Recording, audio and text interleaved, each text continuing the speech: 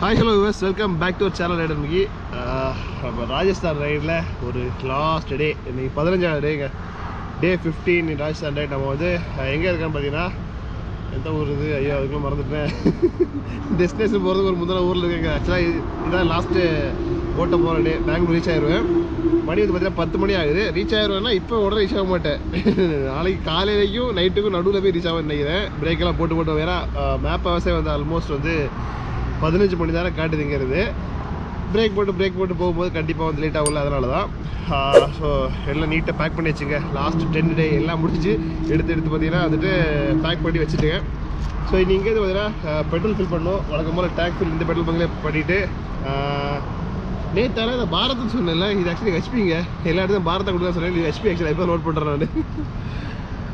Petrol fill பண்ணிட்டு இங்கேருந்து move பண்ணிட்டு போய் டிஃபன் சாப்பிட்டு அப்படியே ஒரு என்ன சொல்கிறது, ஒரு காதல் ஒரு இனிமையான பாட்டை போட்டு ட்ரிப் முடிஞ்சு அப்படியே அந்த மெமரிஸ் அப்படியே வந்து திங்க் பண்ணிட்டு அப்படியே நம்ம வந்து வீட்டை நோக்கி போக போகிறோம். பெட்ரோல் வந்து ஃபில் பண்ணி வச்சுங்க. 1350 ருபீஸுக்கு 12.63 லிட்டர்ஸ் பெட்ரோல் வந்து ஃபில் ஆகிருக்கு. அப்படியே பார்த்தீங்கன்னா ஒரு 1 hour ட்ரைவ் பண்ணேன். ஸோ இனி வந்து பார்த்தீங்கன்னா லைட்டாக வந்து பிரேக்ஃபாஸ்ட் ஸ்டாப் பண்ணணும். அதான் நானும் போயிட்டு தானே இருக்கேன், ஆரம்பிச்சிட்ருக்கேன். நேற்று தான் பார்த்தீங்கன்னா வந்துட்டு ட்ரிப்லேயே வந்துட்டு ஜாஸ்தி பெட்ரோல் பங்கில் போய் கேட்டு ரிட்டர்ன் வந்து நேற்று வீடியோ சொல்லியிருப்பேன் என்ன காரணம் அப்படின்ட்டு. பெட்ரோல் பங்கில் ஸ்டே பண்ணுறதுல என்ன ப்ரோ அவ்வளோ ரொம்ப சேவிங்ஸ் பண்ணி முடியுமா அப்படின்னு வந்து கொஸ்டின் வந்து இந்த ட்ரிப்பில் மட்டும் நான் வந்து அரௌண்டாக வந்து 12 நாள் வந்து 10ல் ஸ்டே பண்ணியிருக்கேன். ஓகேவா, 12 or 12 நினைக்கிறேன் கரெக்டாக. ஸோ அப்ராக்சிமேட்டாக மினிமமாக வந்துட்டு அதாவது மினிமம் 800 வரலாம், இல்லை வந்து 1300 500 அந்த மாதிரி ரூம் வரலாம்ல. ஸோ ஆவரேஜாக ஒரு நாளைக்கு 1000 ரூபா கணக்கு பார்த்தா கூட 12,000 ரூபா பார்த்தீங்கன்னா 12,000 வந்து என்னோடய ட்ரிப் எக்ஸ்பென்ஸில் வந்து நான் 10 ஸ்டே பண்ணதுனால என்ன பண்ணுறது சேவ் பண்ண முடிஞ்சுனது. அந்த அமௌண்ட்டை வச்சு நான் வேறு என்னோடய இப்போ எக்ஸாம்பிள் பைக் பெட்ரோலுக்கு பார்த்தீங்கன்னா சம் அமௌண்ட் ஆகுதுன்னா அந்த 12,000 அந்த பெட்ரோல் யூஸ் பண்ணியிருப்பேன். ஸோ அந்த மாதிரி இந்த ட்ரிப் 10 ஸ்டே சொல்ல போனால் நான் டென்ட் வாங்கும்போது யோசிச்சேன் என்னென்னா வந்து நம்ம 10 ஸ்டே வந்து மினிமம் வந்து இந்த டென்ட் வந்து வாங்குறது 5,000 6,000 இருக்குன்னு நினைக்கிறேன். 5,000 6,000 கரெக்டாக தெரியல. ஸோ அட்லீஸ்ட் வந்து அந்த அவ்வளோ நாளுக்காக நம்ம டென்ட்டை போட்டு யூஸ் பண்ணிடணும். இல்லைன்னா டென்ட்டு வாங்குறதே வேஸ்ட்டு, காசே வேஸ்ட்டு அப்படின்னு யோசிச்சுட்டு இருந்தேன். பட் ஆனால் அந்த இது வந்து நான் சிக்கிம் ட்ரிப்லேயே அதை யூஸ் பண்ணிட்டேன். அந்த டென்ட் வாங்கின காசுக்கான டேஸுக்கு வந்துட்டு நான் வந்து சிக்கிம் ட்ரிப்லேயே வந்து டென்ட் போட்டுட்டேன். ஸோ இப்போ போட்டது எல்லாமே வந்து எக்ஸ்ட்ரா தான். இன்னும் வந்து இந்த டென்ட் எவ்வளோ நாள் வரும்னு தெரில ஆக்சுவலாக. என்னென்னா நம்ம வந்து நான் வந்து டென்ட்டு உள்ளாடி வந்து ரொம்ப இந்த இதெல்லாம் யூஸ் பண்ணுறது இல்லை. சிலவங்க பார்த்தீங்கன்னா மெலிசான பெட்டு மாதிரிலாம் யூஸ் பண்ணுவாங்க, ஏன்னா நம்ம கேரி பண்ண முடியும் அப்படின்ட்டு. சூப்பராக சுரு அப்படி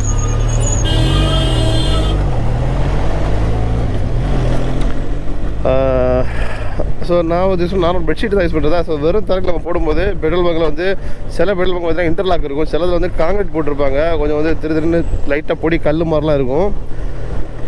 அப்படி இருக்கும்போது என்னென்னா வந்து பாட்டம் வந்து நார்மல் மெலிசான டார்பாய் தானே இருக்கும். அது வந்து பார்த்திங்கன்னா இதோட ஓட்டை வந்து லைட்டாக சின்ன டாட் மாதிரி விழுந்துருக்கு, மற்றபடி சின்ன ஸ்க்ராச்சஸ் மாதிரிலாம் இருக்குது.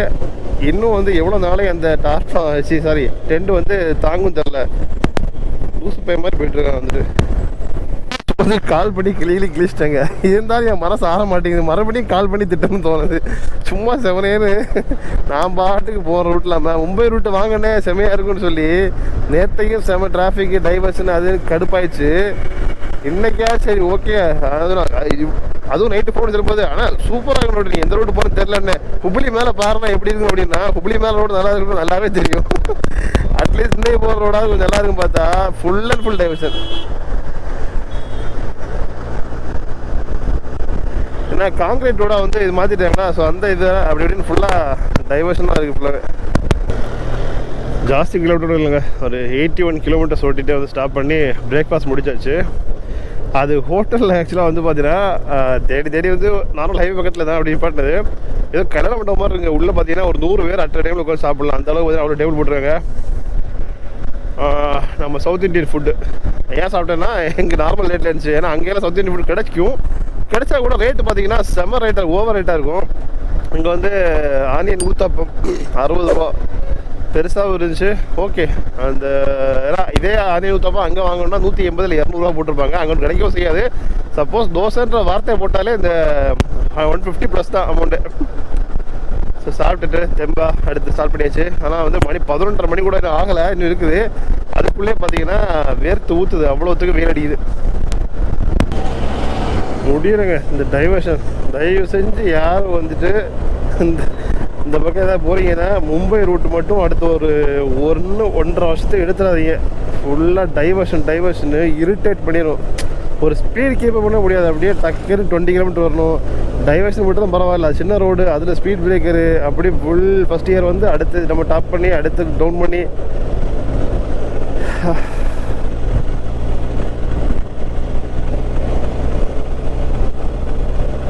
சமாளிச்சலான்னு பார்த்தேன். முடிகிற வரைக்கும் ஓட்டி லாஸ்ட் டைட் பண்ணலான்னு, பட் வாய்ப்பே இல்லை. செம்ம லூஸ் ஆகிடுச்சுங்க செயின். அதுவும் இந்த டைவர்ஷன் ரோட்டில் பார்த்தீங்கன்னா ஓட்டி ஸ்லோ ரோடு மட்டும் அடிச்சிச்சு, ரொம்ப லூஸ் ஆகிடுச்சு. அது பார்த்தீங்கன்னா ஒரு ரப்பர் பீடிங் இருக்கும், அது பிச்சுக்கிட்டே போயிடுச்சது பீஸு. அதனால் பார்த்தீங்கன்னா செயின் அட்ஜஸ்ட் பண்ணுறதுக்கு வந்துட்டு பக்கத்தில் வந்து ஒரு பெல்காவி கிட்டே வந்துட்டேன். ஸோ அங்கே தான் வந்து பார்த்துட்டு பஜாஜ்னு போட்டிருக்கு. பஜாஜோட சர்வீஸ் சென்டரா இல்லை வந்து நார்மலாக வந்து லோக்கலில் பண்ணுறான்னு தெரியல. பண்ணியாச்சு. வண்டி எடுக்க முடியல.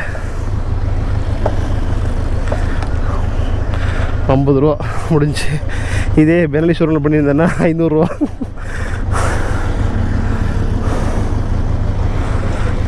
ஓகேண்ணா பாய். இப்போ தாங்க வாயை திறந்து அதனால் வந்து உங்களுக்கு யார்கிட்டையும் சைகை இல்லாமல் பேச முடியுது. பெல்காவி கனடா பேசுறதுல வேறு ஹிந்தியெல்லாம் பார்த்தீங்கன்னா பாதி ஹிந்தி பாதி சைகை தானே. அதான் சவுண்டு கொஞ்சம் அரஸ்டான மாதிரி ஃபீல் ஆகுது. அது த்ராட்டில் கூட தான் தெரியும்.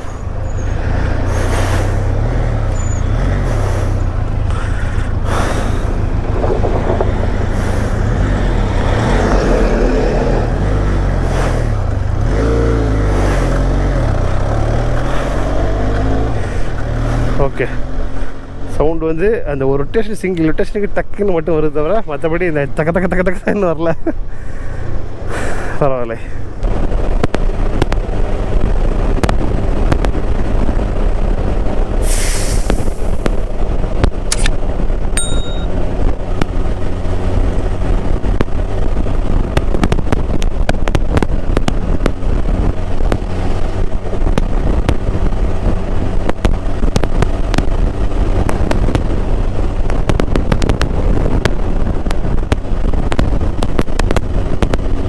பெல்காவிலேருந்து பார்த்தீங்கன்னா சூப்பராக டைவர்ஷன்லாம் போய் ஒரு நல்ல ஒரு ஹைவே வந்து கிடச்சிது.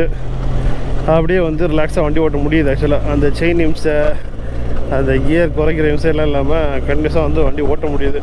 இனி பெங்களூர் போகிற வரைக்கும் பார்த்தீங்கன்னா பிரச்சனை இருக்கான்னு நினைக்கிறேன்.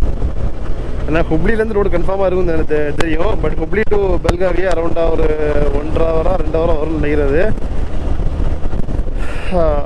பட் அந்த ரோடே நல்லா தான் இருக்குது. சரியான வெயிலாக இருந்துச்சு. அப்புறமா சின்னதாக பிரேக்கப் போடுன்னு பார்த்தீங்கன்னா வந்துட்டு அப்படியே ஹைவே பக்கத்தில் நிப்பாட்டு இங்கேயே வந்து மரம் நல்லா பார்த்தீங்கன்னா அப்படி கொஞ்ச நேரம் படுத்துட்டேன். ரொம்ப நேரம் இல்லை, ஒரு 20 minutes அவ்வளோதான்.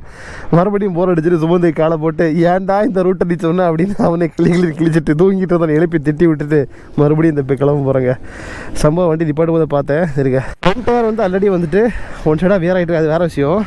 ரியர் டயர் புது டயர் போட்டதில்ல. ஸோ புது டயர்னு பார்த்தீங்கன்னா அதே ஸ்டெப்பு உங்களுக்கு இதுலேருந்து பார்த்தா தெரியும். இந்த பக்கம் பார்த்தீங்கன்னா கருவாக இருக்கும். இது வந்து ஒரு ஸ்டெப்பு போய் இப்படி வந்துருக்கு. எப்படி ஃபஸ்ட்டு பழைய டயர் வந்து சோரி முடிஞ்சோ அதே மாதிரியே இந்த டயரும் வந்து வேலை காட்டுது. இது ஊரில் போகுமான்றதும் ஒரு இதில் தான் இருக்குது, யோசனையாக இருக்குது. அது ஏன் இப்படி தெரியும் தெரியல இந்த வண்டியில் மட்டும். ஓகே, கன்ஃபார்மே வந்துட்டேங்க. ஊருக்கு போகிறதும் பயப்பட வந்து சேல்ஸ் தான். மறுபடியும் யாருக்கிட்ட படிச்சுன்னு தெரிலங்க. அப்போயாச்சும் சிங்கிள் ரோடு டைவர்ஷனு, இப்போ வந்து 2 way ஒரே ரோடு தான், டைவர்ஷன்லாம் இல்லை, 2 பக்கம் இருக்குது. ஸோ இதில் நான் ஓட்டிகிட்டு இருக்கும்போது எனக்கு நான் ஃபாலோ பண்ணுற மெத்தட் சொல்லலாம் தோணுச்சு. பார்த்தீங்களா, இப்போ நான் ஓவர்டேக் பண்ணுறது லெஃப்ட் லேனில் பண்ணிகிட்ருக்கேன், அதாவது பைக் லேனில் பண்ணிகிட்ருக்கேன். இது வந்து என்னை பொறுத்தவரைக்கும் ஒரு சேஃபஸ்ட் மெத்தட்னு சொல்லுவேன். 2 wayல வண்டி வந்துட்டுனா நம்ம வந்து எட்டி பார்த்து இப்போ எக்ஸாம்பிள் நான் இப்போ போகிற மாதிரிலாம் இப்படி இப்போ ஓவர்டேக் பண்ணணும்னா இங்கேருந்தே நான் வந்து எட்டி பார்த்து வண்டி தான் பார்க்கணும். இவங்க இந்த லாரி அவ்வளோ லைன் ஏட்டாங்க. ஓகே, சப்போஸ் நம்ம ஏறும்போது ஆப்போசிட் வண்டி இருந்துச்சுன்னா 2 கேட்டில் மாட்டிப்போம். அது ரொம்ப ரிஸ்க்கு. அதுக்கு பெட்டர் என்னன்னா இந்த மாதிரி 2 வேல, அதாவது பைக் லைன் போட்டிருந்தா மட்டும். இப்போ இது வந்து பைக் லைன் போட்டிருக்காங்க, ஃபுல் ஒயிட் லைன் விட்டு போட்டுட்டு லெஃப்ட்டில் இருக்கிற இது பைக் லைன் இது. ஸோ இந்த மாதிரி லைன் போட்டிருந்தாங்கன்னா இந்த மாதிரி 2 வேல வந்து ஓவர்டேக் பண்ணுறது லெஃப்ட் யூஸ் பண்ணலாம். அதுக்காக வந்து செம்ம ஸ்பீடாக வந்து பண்ணக்கூடாது. ரைட், இந்த பைக்கை தாண்டின அப்புறம் நான் டெமோ சொல்கிறேன். ஓகேவா? சரி போகிறோன்னா ஆக்சுவலாக இவ்வளோ கேப் விட்டு போய் லாரி போக மாட்டாங்க. அந்த ஒயிட் லைன் ஒட்டி தான் போவாங்க. போகும்போது ஜஸ்ட் அவங்க கிட்ட போகும்போது மட்டும், இப்போ இந்த லாரி கிட்ட போகிறாங்களே, இந்த கிட்ட போகும்போது ஒரு சின்னதாக வந்து ஒரு 2 ஹார்ன் அடிச்சுட்டு அப்புறமா வந்து இந்த பாஸ் லைட் ஒரு அடிச்சுட்டு இப்படி ஏறினீங்கன்னா, சப்போஸ் அவங்க வந்து இந்த ஒயிட் லைன் ஒட்டி போனால் கூட நம்மளோட பாஸ் லைட் பார்த்து ஹார்ன் பார்த்து கொஞ்சம் வந்து கேப் எக்ஸ்ட்ரா விடுவாங்க. இப்போ வந்து ஆக்சுவலாக எக்ஸ்ட்ரா விட்டு போயிட்டேன், அப்படியே போய் இவ்வளோ கேப் விட்டு போக மாட்டாங்க. ஸோ இந்த மாதிரி 2 வேல வந்து ஓவர்டேக் பண்ணுற இந்த மெத்தடை வந்து ஃபாலோ பண்ணுங்க. பட் ஆனால் லிமிட்டட் ஸ்பீடில் மட்டும். ஏன்னா ஓவர் ஸ்பீடில் போயிட்டு இருக்கும்போது சப்போஸ் லாரி வந்து ஆப்போசிட்டில் வர வண்டியை பார்த்தா வந்து லெஃப்ட் ஏதாவது வந்துட்டுனா நீங்கள் இறங்கும் போது மண்ணில் இறங்குவீங்க. ஹை ஸ்பீடாக இருந்தால் கண்ட்ரோல் நிற்காது. ஹுப்ளி ஜங்ஷன் வந்து ரீச் ஆகிட்டேன். கொஞ்சம் நான் பின்னாடி ரைட் எடுத்து போனேன்னா அப்படியே நம்ம ஃபேவரட் ஊருக்கு போயிடலாங்க. கோவா வெல்கம் சீன் அப்படியே போயிடலாம். ஆனால் வந்து நமக்கு போகிறதுக்கான டைமும் இல்லை, பட்ஜெட்டும் இல்லை இப்போதைக்கு. அதனால் கோவா போவோம் மனம் இல்லாமல் அப்படியே பார்த்தீங்கன்னா அப்படியே வளைஞ்சு பெங்களூர் பக்கம் போவோம். இனியெல்லாம் நம்பி போகலாம், ஹைவே தான். என்ன அப்பயும் இப்போ பிரிட்ஜ் ஒர்க்கெல்லாம் போட்டிருக்காங்க, நம்பி போகலான்னு வாயை தான் எடுத்தேன் நான்.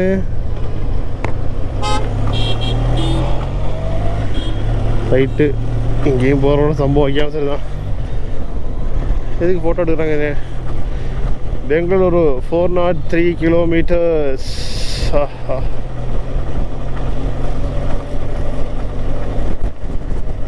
இந்த ஃப்ரெண்டில் பார்க்குறீங்களா, இதாங்க வந்து ஹுப்ளியோட பைசா டவர். ஆக்சுவலாக லாங்லேருந்து பார்க்கும்போது அந்த பைசா டவர் மாதிரியே சரிஞ்சே இருந்துச்சுங்க.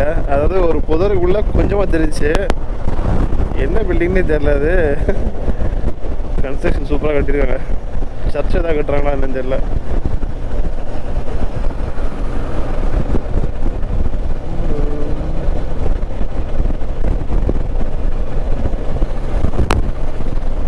க்ளோஸ் வியூங்க, பக்கத்தில் உள்ள வியூ பார்த்தீங்களா? ஏதோ கோயிலோடது ரொம்ப பழசாக போடுறது, அது யூஸ் பண்ணலையா? புத்தரோடது நினைக்கிறாங்க, பார்க்க அப்படி தான் தெரியுது.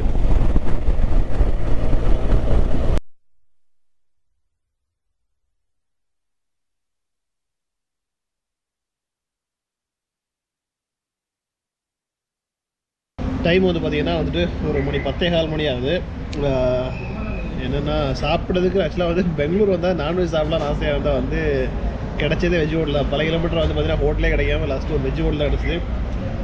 ரொம்ப சாப்பிட இன்ட்ரெஸ்ட் இல்லை. பக்கோடா வாங்கியிருக்கேன், டீ சொல்லியிருக்கேன், வாங்கி சாப்பிட்டு கிளம்ப வேண்டியதான். இன்னும் பார்த்தீங்கன்னா ஒரு 4.5 hours ட்ரைவ் பண்ண வேண்டியது. எப்படினாலும் மிட் நைட் ஆகிடும் போகிறதுக்கு.